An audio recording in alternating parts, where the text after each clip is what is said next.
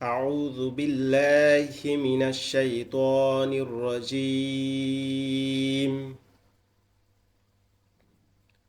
بسم الله الرحمن الرحيم. ربي زدني علما. ربي زدني علما. ربي يسر ولا تؤسر وتمم علينا بالخير. رب اشرح لي صدري ويسر لي أمري واحلل عقدة من لساني يفقه قولي. سبحان الله وبحمده سبحان الله العظيم. الحمد لله رب العالمين والعاقبة للمتقين. سبحان الله والحمد لله ولا إله إلا الله والله أكبر. আল্লাহ পাক রব্বুল আলামিন পবিত্র কোরআনের মধ্যে আমাদেরকে বলছেন যে ইকরা বিইসমি রাব্বিকাল্লাযী খলাক। পড়ো তোমার প্রভুর নামে যিনি তোমাদেরকে কি করেছেন? সৃষ্টি করেছেন। কার নামে পড়তে বলছেন? প্রভুর নামে। প্রভু মানে কি? আল্লাহ। তো এখানে মেইন যে থিম যেটা সেটা হচ্ছে কি, আল্লাহ আমাদেরকে কি বলছেন? পড়তে বলতেছেন। এখন আমরা যদি পড়া বাদ দিয়ে অন্য কিছু করি তাহলে সেটা কি হবে? যদি কোরআন না পড়ি, কোরআন না শিখি, তাহলে আমরা যদি মরার পরে আল্লাহকে বলি যে আল্লাহ আমি তো দুনিয়ার ব্যস্ততার কারণে শিখতে পারি নাই, দুনিয়া এই কাজের জন্য শিখতে পারি নাই, দুনিয়ার ওই কাজের জন্য শিখতে পারি নাই, আল্লাহ কি আমাদের এক্সকিউজগুলো গ্রহণ করবে? তো আমাদের যাতে এক্সকিউজ না দেওয়া লাগে এজন্য আমরা এই পবিত্র কোরআন শেখার জন্য আরও একটা ক্লাসে জয়েন করছি। আমরা আজকের ক্লাসটাতে তাসদিদের ব্যবহার পড়ব। তাসদিদ কি পড়ব? তাসদিদ। আমরা গতকালকের ক্লাসটাতে তাসদিদ পড়েছি, আজকের ক্লাসটাতে এটা কি আর একটু বেশি প্র্যাকটিস করব, ঠিক আছে? আরও কিছু গভীর বিষয় পড়ব। প্রথমে বেসিকটা পড়ি, এরপর আমরা আস্তে আস্তে গভীরের দিকে যাব। এটার বেসিক বিষয় হচ্ছে কি, তাসদিদ কোনো হরফের নাম না, কোনো হরফও না, এটা একটা চিহ্নের নাম। এটা একটা চিহ্নের নাম। চিহ্ন বলতে কি, কোনো একটা ইঙ্গিত, আকার বা একটা ইনস্ট্রাকশন, একটা চিহ্নর নাম তাসদিদ। যেমন আমরা যদি খেয়াল করি তাহলে তাসদিদ এরকম তিন দাঁতওয়ালা একটা চিহ্নের নাম তাসদিদ। তিন দাঁতওয়ালা একটা চিহ্নের নাম কি? তাসদিদ, যেগুলো এই বিভিন্ন হরফের উপরে আছে। এই তাসদিদ আসলে কি করতে হয়? তাসদিদ আসলে প্রথমবার তার ডান দিকের হরকতের সাথে, প্রথমবার তার ডান দিকের হরকতের সাথে, দ্বিতীয়বার কি করতে হবে? দ্বিতীয়বার তার নিজ হরকত। অর্থাৎ যখন এই তাসদিদ থাকবে তখন মনে করতে হবে কি একটা হরফে দুইটা হরকত আছে। যখন তাসদিদ থাকবে তখন মনে করতে হবে যে একটা হরফের মধ্যে কি আছে? দুইটা হরফ আছে। একটা হরফের মধ্যে আরো একটা হরফ লুকায় আছে, যেমন হামজা তা জবর আত, তা জবর তা।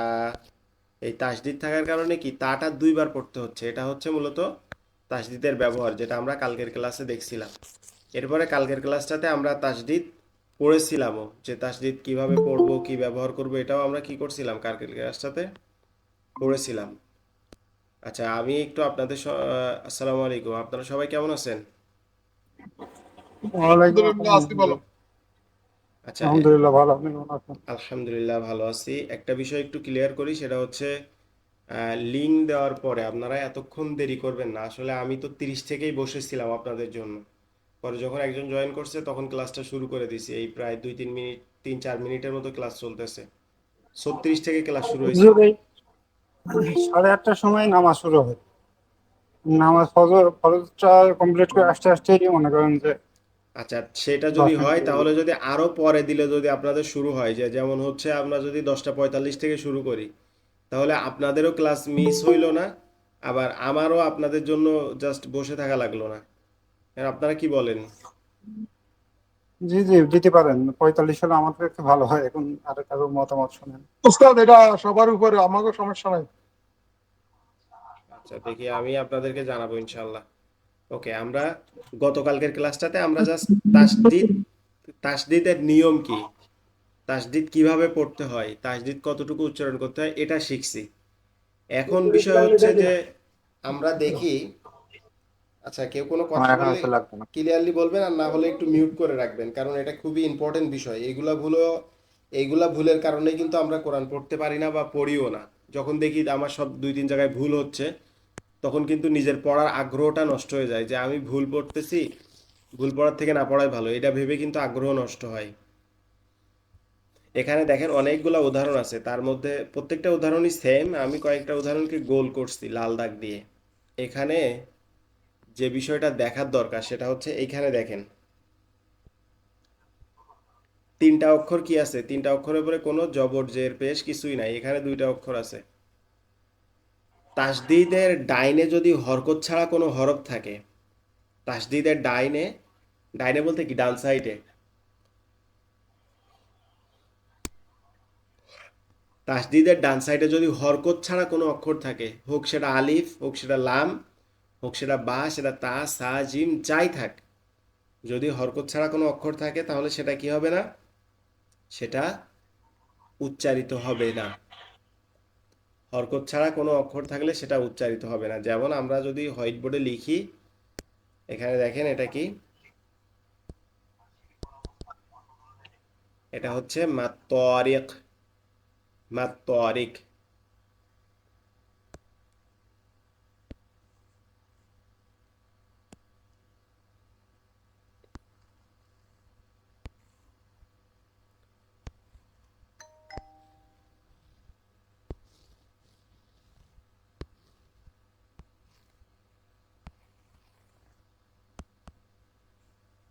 এটা হচ্ছে কি মাত্তারিক। মিমের উপর একটা জবর আছে, মিম জবর, মিম ত জবর মাত, ত রিক, মাত্তারিক, মাত্তারিকু, ঠিক আছে।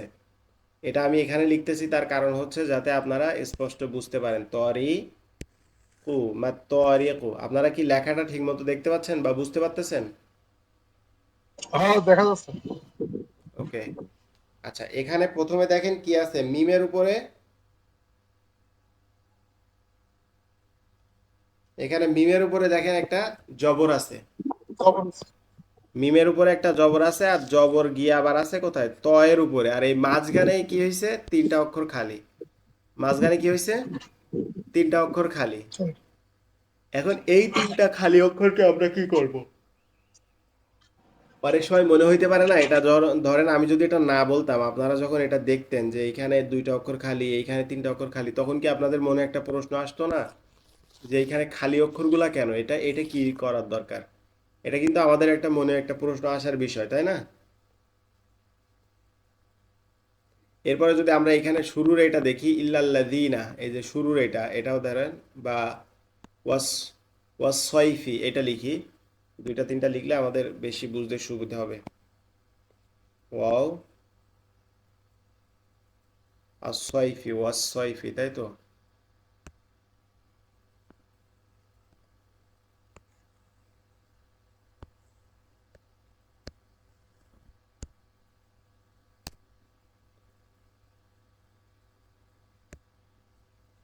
আচ্ছা, এখানে সদের সাথে ইয়া হবে।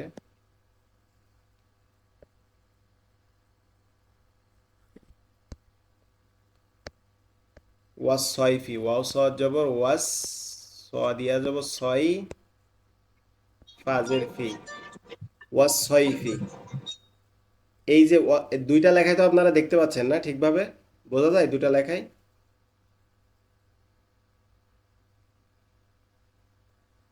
ওয়ালিদ ভাই হ্যাঁ, বোঝা যাচ্ছে। আচ্ছা, ধন্যবাদ রাব্বি ভাই, আপনাকে ধন্যবাদ। তো এইখানে যে ওয়াসসাইফি যেটা লিখলাম আমরা, এই যে এইখানেও দেখেন কি আছে, এইখানেও দেখেন 2টা অক্ষর খালি আছে। যে 2টা অক্ষরের মধ্যে কি নাই, জবর নাই, জের নাই, পেশ নাই, কোনো কিছু নাই। তাহলে এইগুলো অক্ষর কেন, এগুলাকে বলে আল হরুফ আল কতি, আল হরুফ আল কতি, এরকম এটার নাম হচ্ছে এরকম, হা, র, ফা, হুরুফ আল কতি, কফ, ত, আইন। কতি, হুরুফ আল কতি মানে কি, লেখার নিয়ম। তার মানে কি, লেখার নিয়ম। এটার মানে হচ্ছে কি লেখার নিয়ম। হুরুফ আল কতি মানে হচ্ছে লেখার নিয়ম। আমাদের আরবি লেখার সময় কিছু নিয়ম আছে, নিয়ম কারণ আছে। যেমন বাংলার মধ্যে বিরাম চিহ্ন থাকে, তারপরে আপনার যে রশ্মি থাকে, দাড়ি থাকে, কমা থাকে, এরকম। এটার আরবির মধ্যে কি থাকে? অতিরিক্ত অক্ষর থাকে। এই অতিরিক্ত অক্ষরকে কি বলে? হুরুফ আল কতি। হুরুফুল কতি, ঠিক আছে। এখানে হুরুফের এখানে কফে ওই ফায়ের উপরে দুইটা নোক্তা দিয়ে ফেলছি, আপনারা খেয়াল করেন নাই।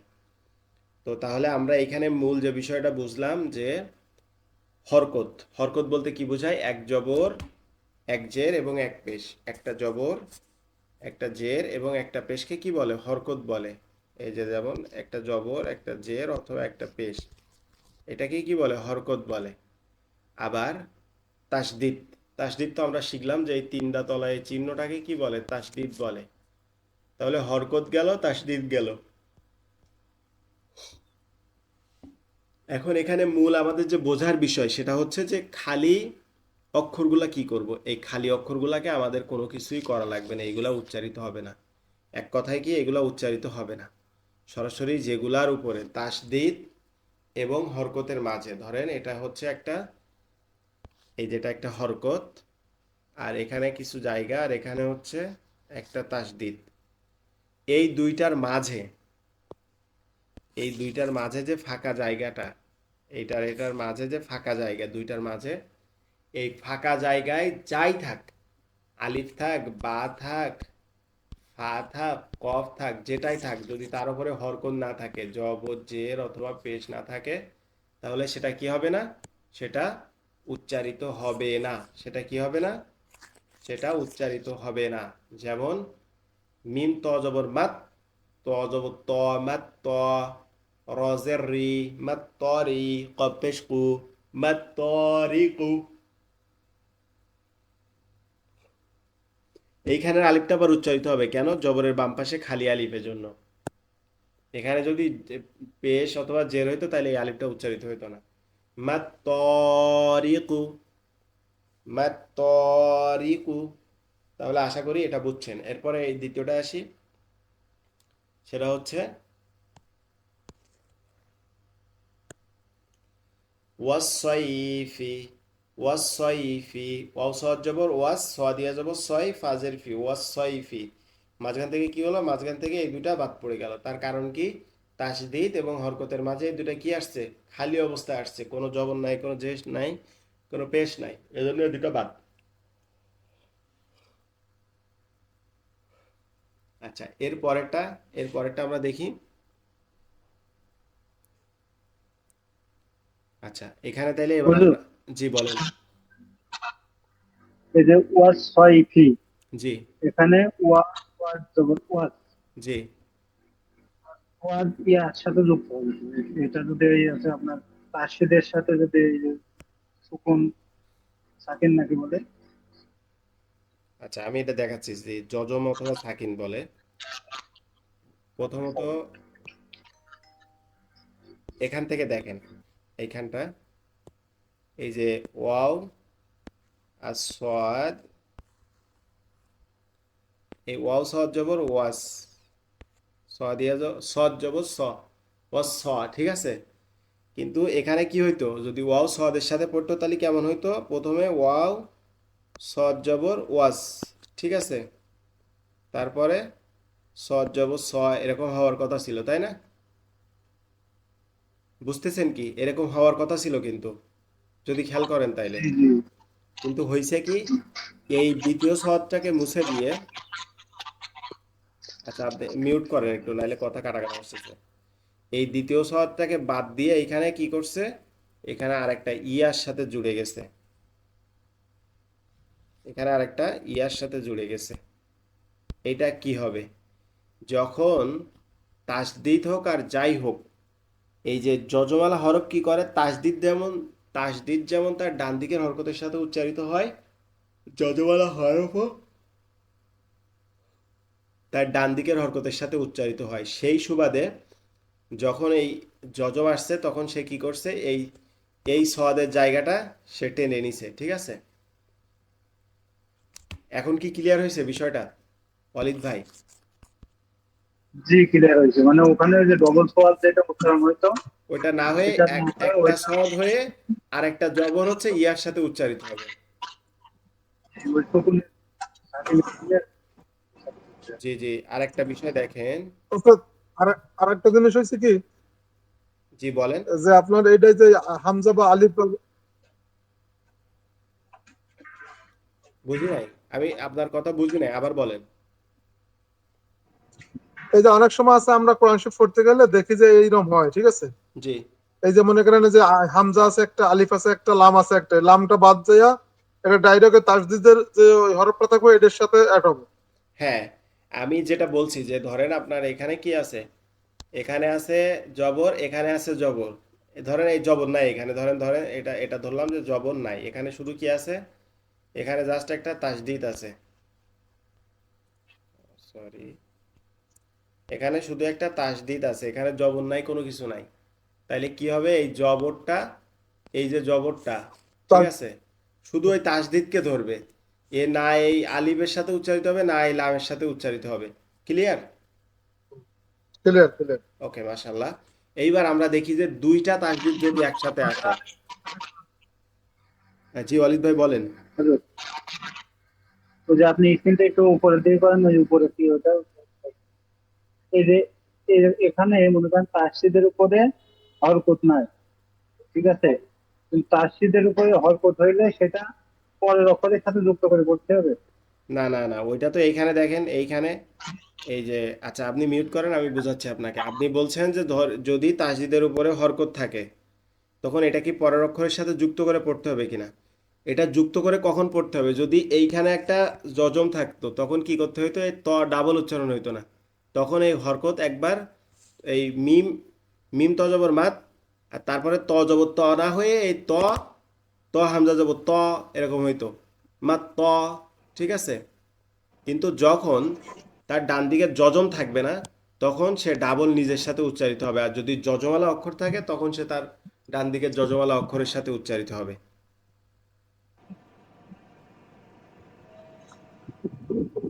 ক্লিয়ার?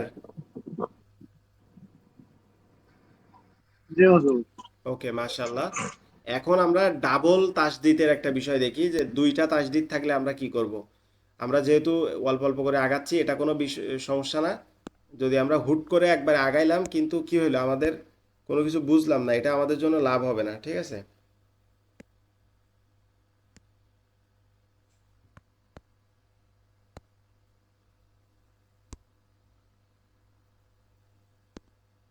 আচ্ছা, একটা মিনিট।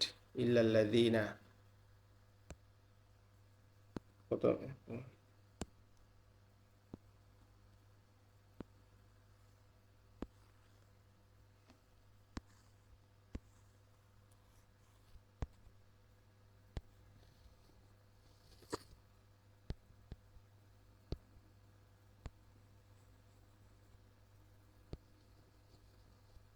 আচ্ছা এখানে হচ্ছে দুইটা তাসদিদের একটা বিষয় আছে, কি আছে, দুইটা তাসদিদ একসাথে, দুইটা তাসদিদ, অর্থাৎ দুইটা তাসদিদ একসাথে পর পর আসলে আমরা কি করব, এটা দেখেন আমাদেরকে দেখতে হবে।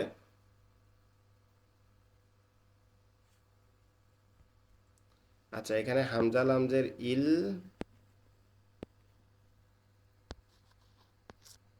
ইল্লাল্লাযীনা, জালিয়াজের দি, নুন জবর না।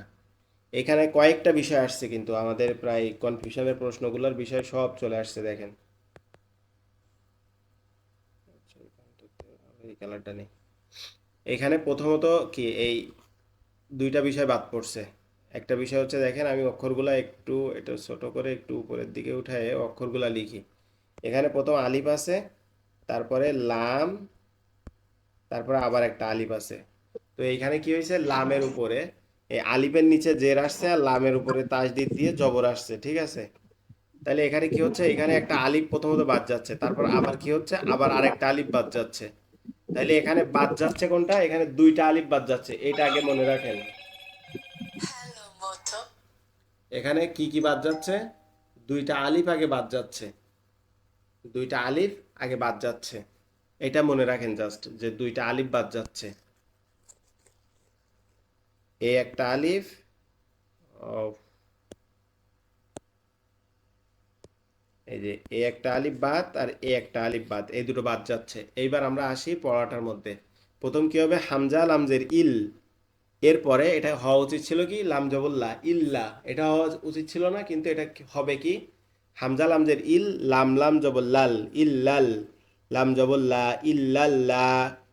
অর্থাৎ এইটার তাসদিদের ডাইনে যদি আবার তাসদিদ থাকে, তাসদিদের ডাইনে যদি আবার তাসদিদ থাকে, তাহলে ওই এখানে দুইটা তাসদিদ আছে। এই যে একটা হচ্ছে এই লামের উপরে,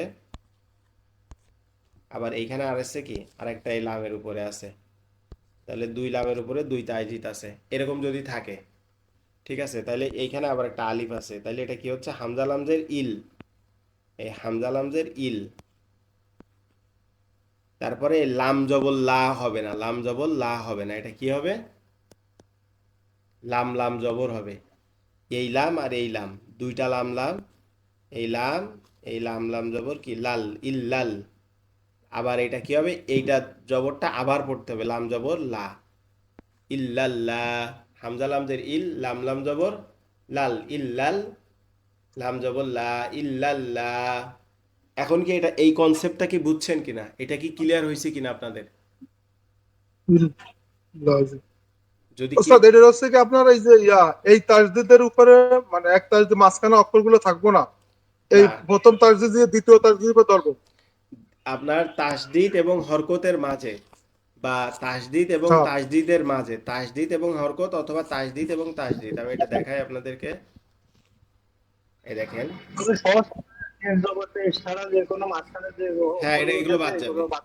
তাসদিদ এবং তাসদিদ, এবার হরকত এবং তাসদিদ, এই দুইটার মাঝে যত খালি অক্ষর থাকবে সবগুলা বাদ যাবে, সোজা কথা। ওকে, এবার এটার তাহলে উচ্চারণ। আপনার ওস্তাদ এখানে উচ্চারণ হবে দেখেন লা, এই জায়গায় হামজার সাথে এই একবার লাম হবো, লামের সাথে একবার লাম হবে, জি দুইবারই তো জি হবে। জি, তারপর লামটা আবার তার নিজের সাথে পড়বে, তার এই লামটা আবার নিজের সাথে একা একা পড়বে।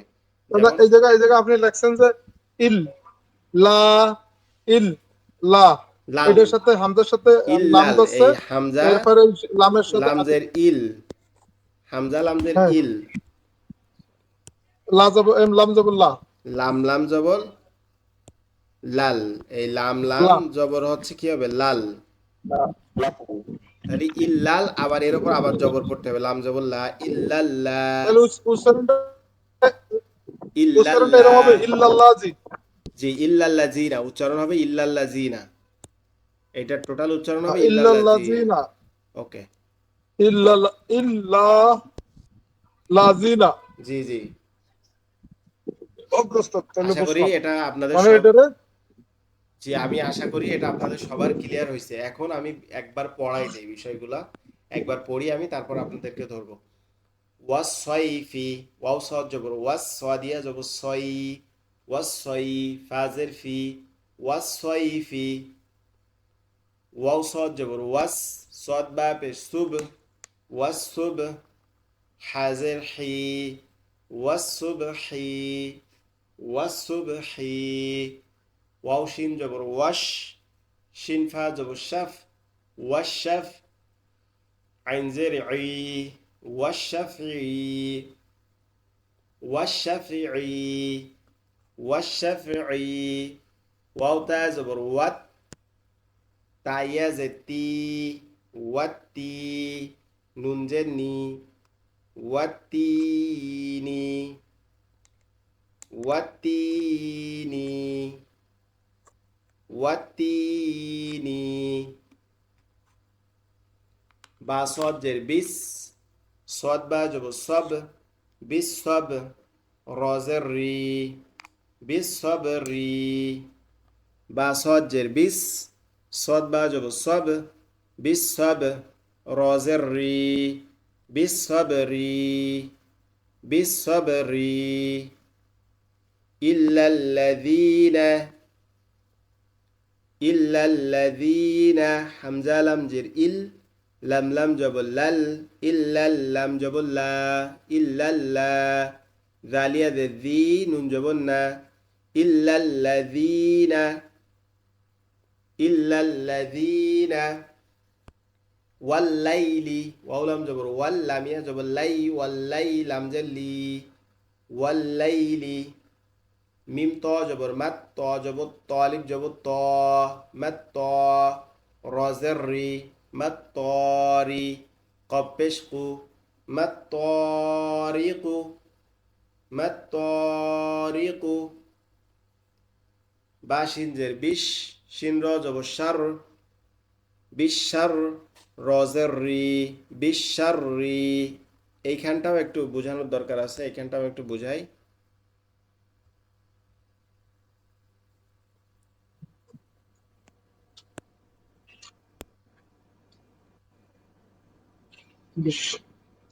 শা র জবর রি।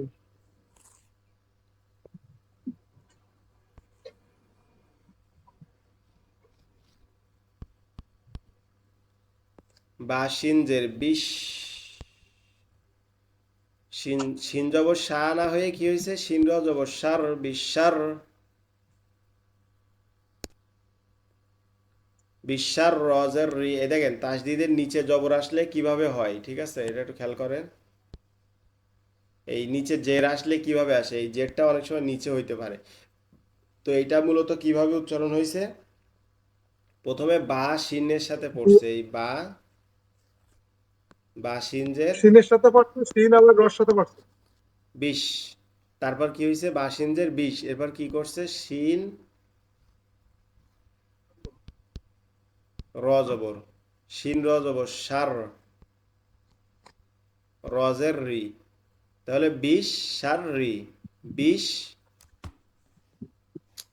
ঈশ্বর বিশ সার রি এটা কি হচ্ছে বিশ সার রি বিশ সার রি আশা করি এটাও বুঝতে পারছেন বা সিনজের বিশ শিন র জবর সার বিশ সার রজের রি বিশ সার রি ইয়া আইন জবর ইয়া লাম জবর লা ইয়া আলা মিম সিন পেশ মুস আলামিন ভাই আপনি একটু মিউট করেন ইয়া আলা মুস সিন র জে সির র জবর র ইয়া আলা মুস সির র ইয়া আলা মুস সির র ইয়া আলা মুস সির র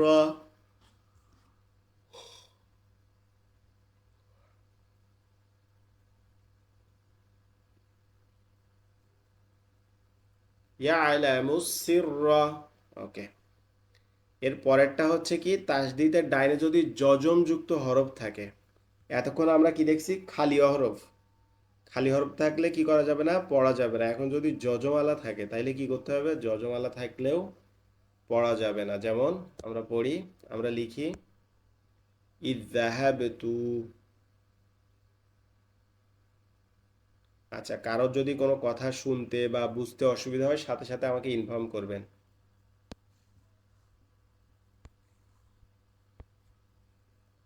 হামজা জালজের ইদ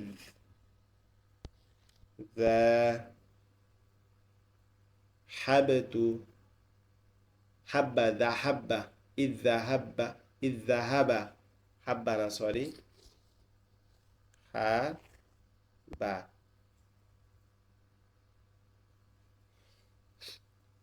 ইযহাবা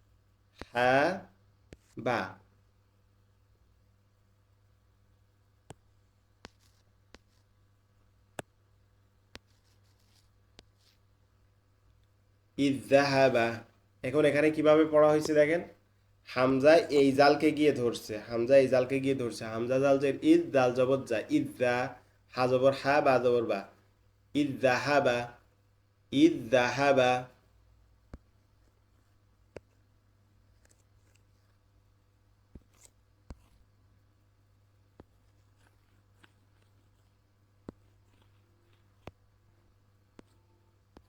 কি হয়েছে ইযহাবা ইযহাবা ক্লিয়ার এটা কি বুঝতে পারছেন যে যদি হামজা সরি হরকত এবং তাসদিদের মাঝে যজমালা অক্ষর আছে হরকত এবং তাসদিদওয়ালা অক্ষরের মাঝে যদি যজমালা অক্ষর আসে তাহলে সেটাকে কি করতে হবে সেটাকে সেই জজওয়ালা অক্ষরটাকে বাদ দিয়ে পড়তে হবে। এটা কি হবে, এটা এখান থেকে বাদ পড়ে যাবে।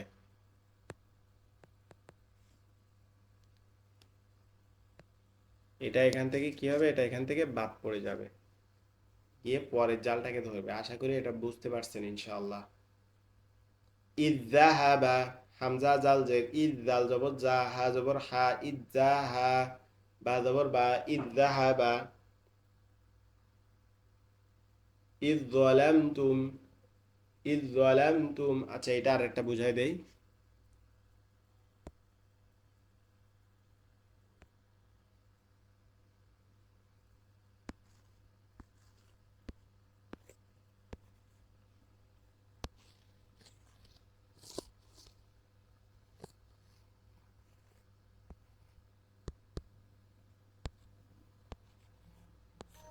ইয, লাম মিম জবর লাম,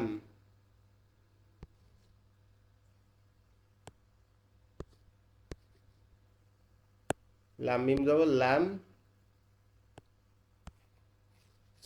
আচ্ছা, পুরোটাই মুছে গেছে, আবার লিখি। ইয যালামতুম, য লাম,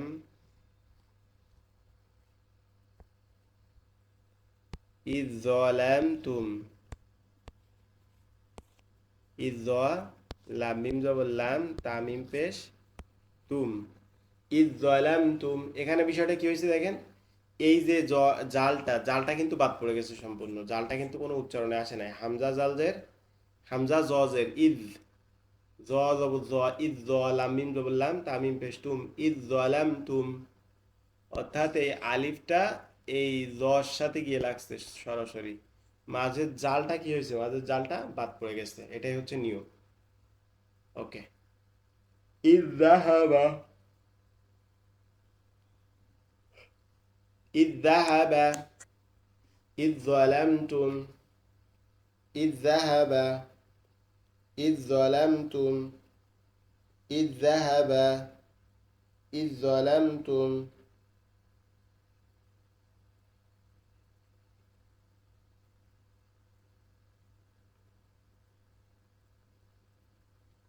ইযযাহাবা, ইয যালামতুম। ঠিক আছে, ইয যালামতুম।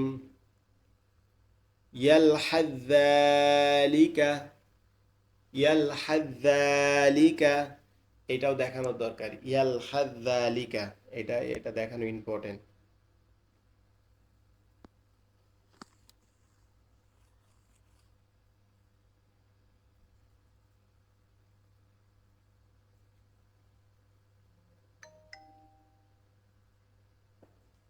হা, সা জবর হাজ,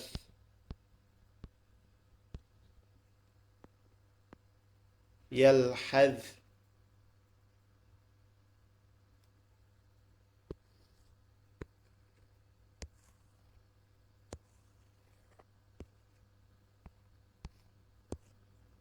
ইয়ালহায যালিকা, ইয়ালহায যালিকা।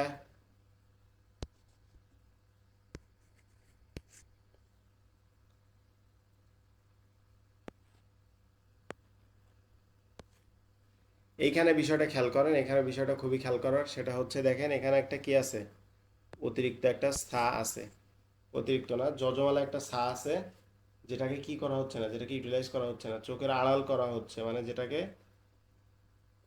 আপনার কি করা হচ্ছে না, যেটা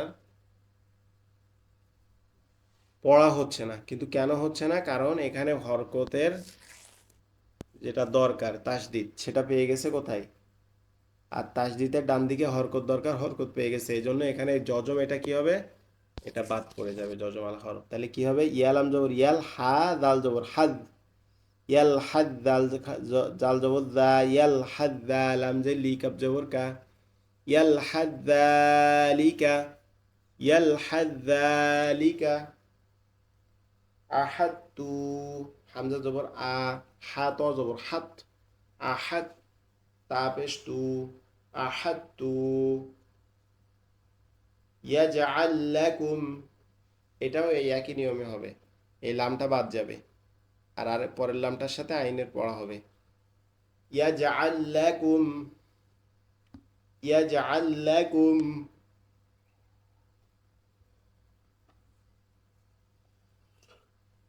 ইয়াজআল লাকুম ইয়াজআল লাকুম ইয়াজআল লাকুম মা আবাদতুম। এই দালটা বাদ যাবে, বা তার সাথে পড়বে। দালটা বাদ যাবে, বা সরাসরি তার সাথে উচ্চারিত হবে। মা আবাদতুম মা আবাদতুম মা ওয়াআদ মা ওয়াআদতানা মা ওয়াআদতানা।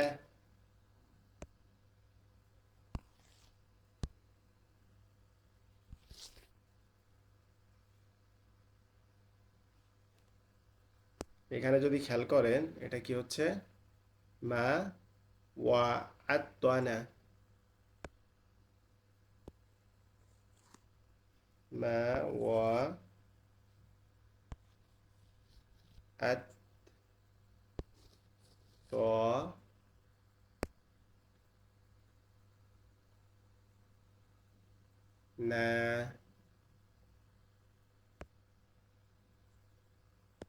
তানা।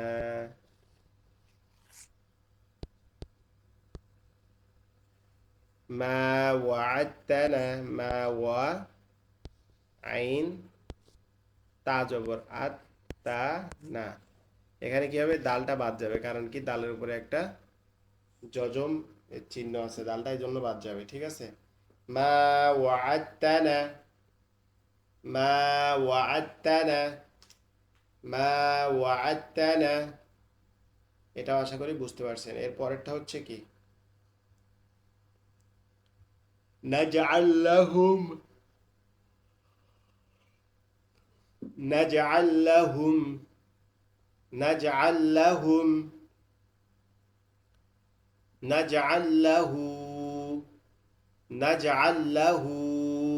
নুন খাওয়া যাবে, নাখ লাম কাপ পেশ লুক নাখ লুক কাপ মিম পেশ কুম নাখ লুক কুম নাখ লুক কুম নাখ লুক কুম নাখ লুক কুম নাজআল লাহু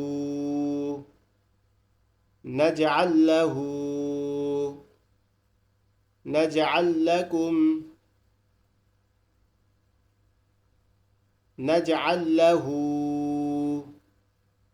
নাখলুকুম নাখলুকুম